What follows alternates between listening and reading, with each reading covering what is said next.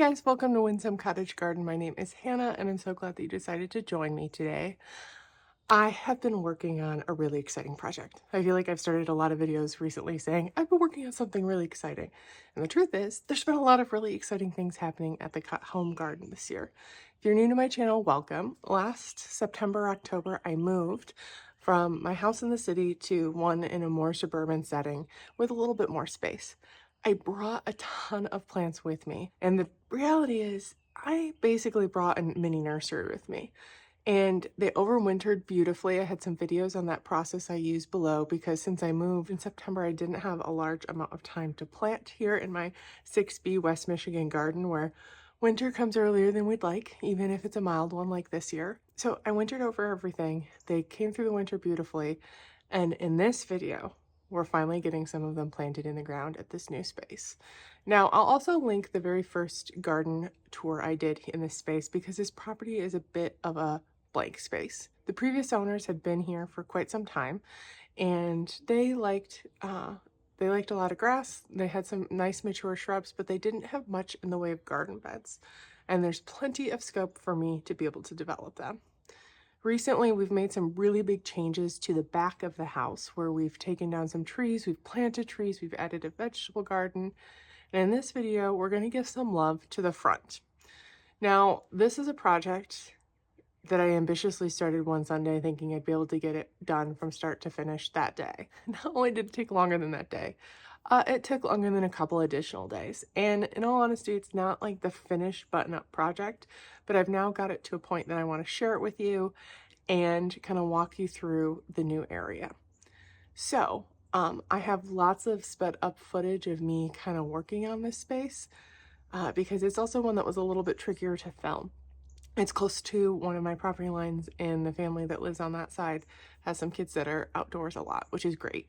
But I wanted to obviously respect their privacy, so I had angles that kept their privacy. It might not have shown you the best view of what I was doing. So what we'll do is insert here the work that I did with this space, and then I'll come back and explain the process a little bit more and give you a better view of what the garden looks like.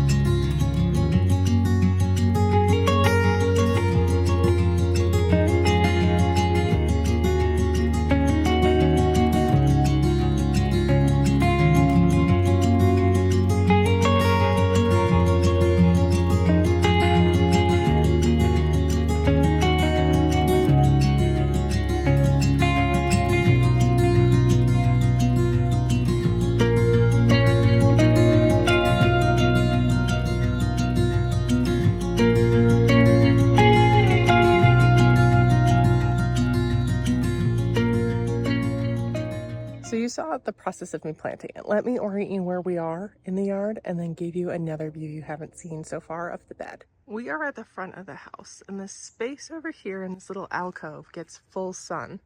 And I was looking at my plants and I thought, you know what, let's get some of the full sun stuff planted. And we added this whole big bed. Now, as you can see, this is definitely, in grass. And what I'm going to be doing is using the cardboard method quite soon around these. I have the pile of mulch here already, but it was important to me to get these in the ground, get them started, and then I'll come back with that later, which we'll cover in another video, I'm sure.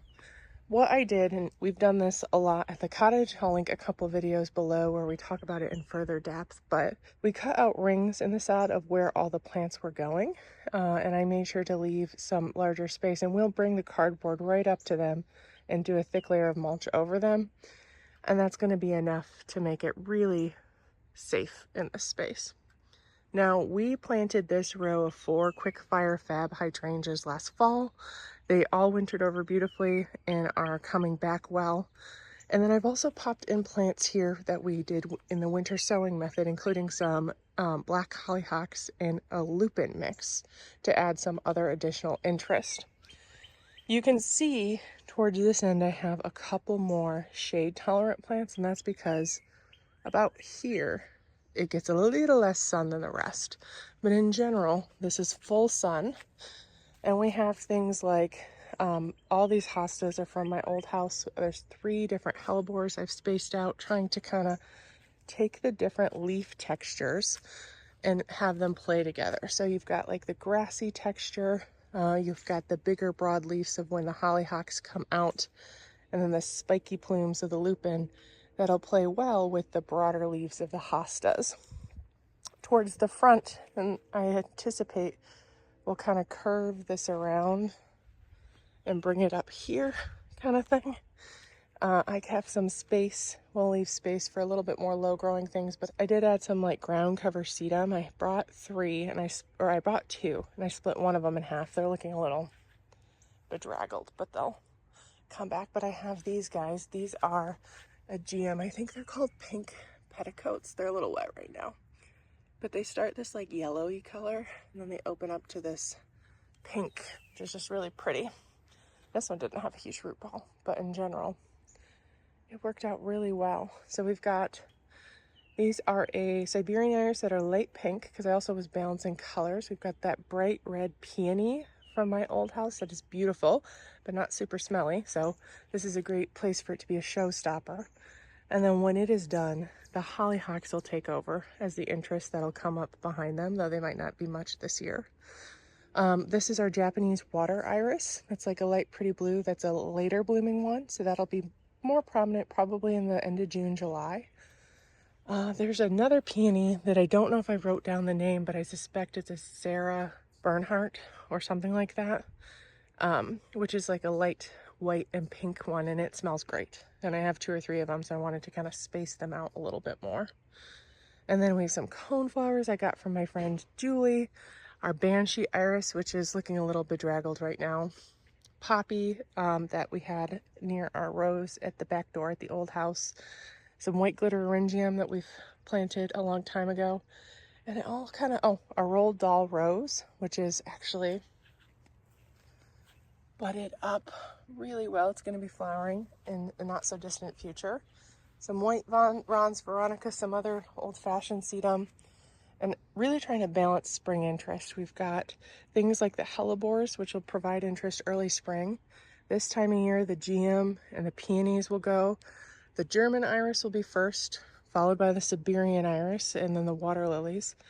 And then, the sedum will take over in the summer. We've got lupins coming through, the coneflowers, the hollyhocks. I think it'll be a really nice kind of symmetry that I'm excited to check in and see if it turns out quite like I thought. Long term, I will probably also develop this area.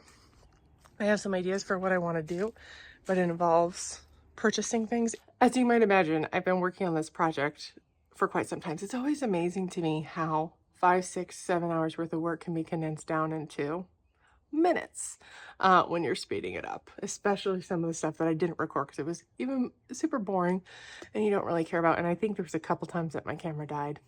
But anyway, it's been a big project and I've actually been working on this a little over a week where I've had time and it's been in the shade because the first day you saw was when I was doing the sod digging.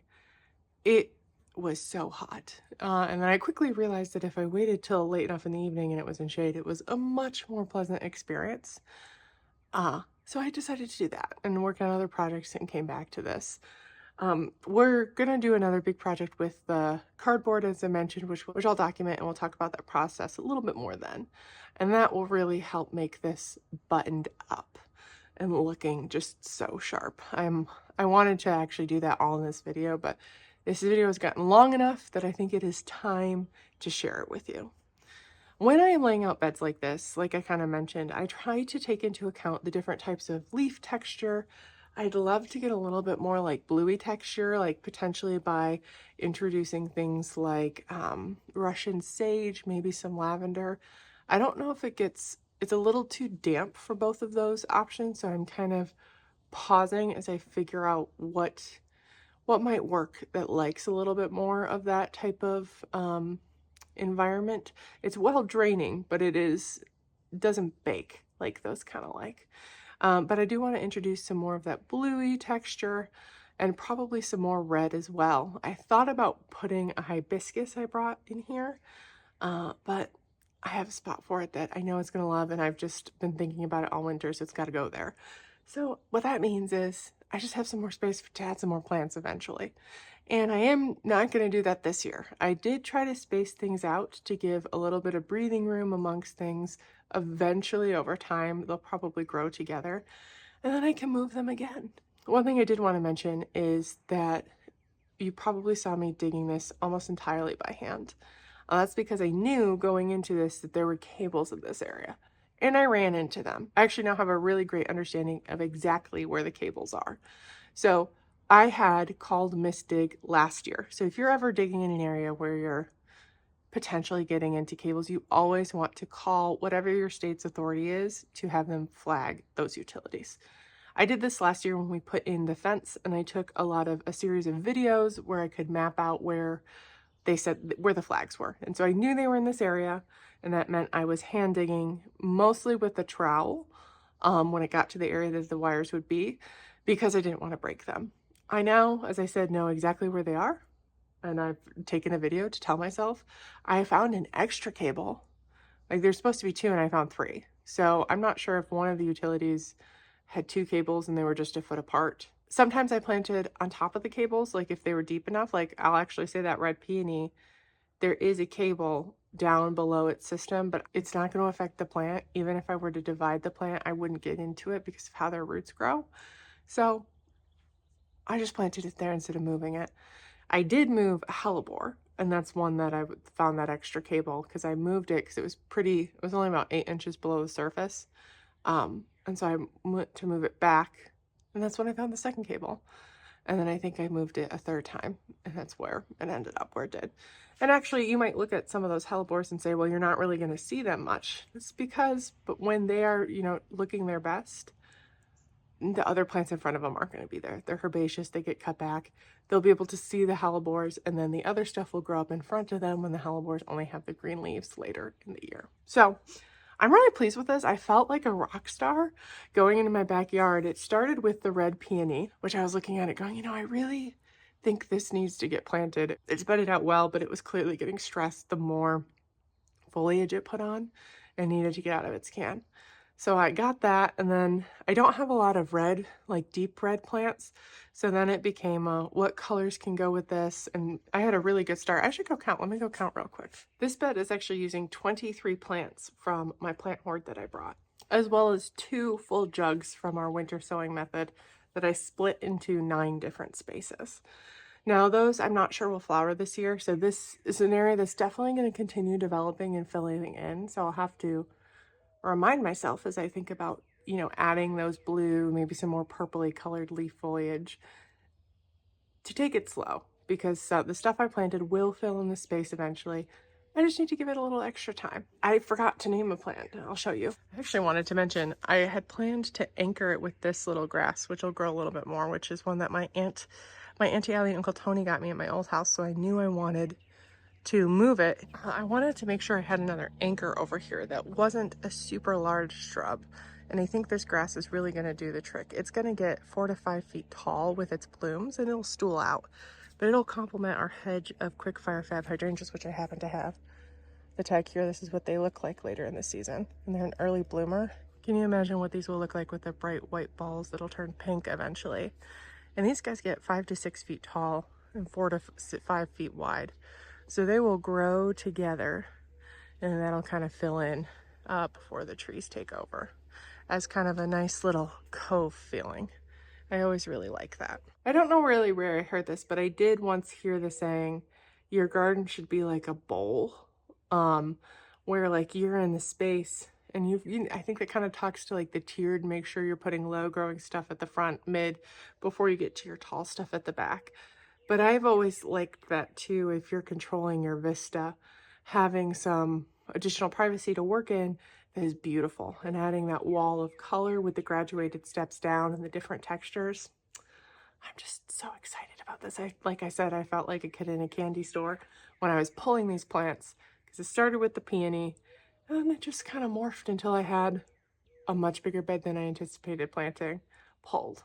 And then I got to a point where I was like, you saw me lay it out, and I realized I needed a little bit of a different texture, and I went and grabbed it because I had it. And I still have more. I think this took however many plants did I say, 23, 34, something like that. I probably still have 50 plants to get going. So there's going to be more videos like this. I'll probably talk about the process a little bit more during it when it's easier for me to stop and explain my process. This is just kind of a sped up one that I needed to get done. And it was in a harder space to kind of stop and explain things as they went along. But I hope that you will check back with me. We'll be doing garden tours here. I've actually been debating something, so leave a comment below and let me know your thoughts. I hadn't done the same kind of volume of garden tours here in this garden as I did in the cottage garden. The cottage garden will do tours at least once a month. This month and next month, you're probably going to get 2, because it's just a really busy time where things are changing quite quickly, and we want to share it all. And this one, I thought, well, there's not a lot to show because I haven't added a lot. And then I realized that a lot has drastically changed in the last month. So it's definitely time for me to do one, probably the beginning of June garden tour, to document some of the changes we've already made since our Bare Bones garden tour in February. And also we'll continue to make. I have 2 or 3 other areas that I'm hoping to come in kind of like this and sort of have an instant garden. It's not really, but it is. That I think will be really cool. And then I'm going to start shifting things in the fall here. I've identified a couple of things I would like to move to other locations. It's going to be a big project. I started with this one. I'd actually planned to start somewhere else. And then I discovered there's a weed barrier about 6 to 8 inches deep in the entire area that I have to dig out and rip out, because it's also not one that, it's not a great situation, really. I can't leave it. So I got to dig it out, and I started that project, and it's quite a big project. And so I decided to do this one, which, even though a lot of work, was a lot easier. And it's going to be instantly satisfying. I'll see it when I drive up. And I'm just so excited to get some color up here, because there's really not a lot of color at the front of the house. So let me know what you think would be a good volume of garden tours in this home garden. If you think the once a month is a good idea, maybe I do it just, periodically as big changes come through. Definitely at the end of the season. But let me know what you would like to see, and I will make that happen. Anyway, we will check back on this project later when we add the mulch in, and I'll kind of talk about my cardboard mulching new bed establishment. Now, it would probably be better for me to have put the cardboard and mulch down and left it for like 6 months to a year and then planted the plants, but I'm just going to plant around it. It means there's going to be some grass here and there that I hand pull a little bit more than I normally would for at least a year, maybe 2. That's no big deal. I'd rather do that and have instant garden than wait. So I really appreciate you joining me. If you liked this video, please make sure to hit that thumbs up button and subscribe. And I can't wait to see you next time. Bye-bye.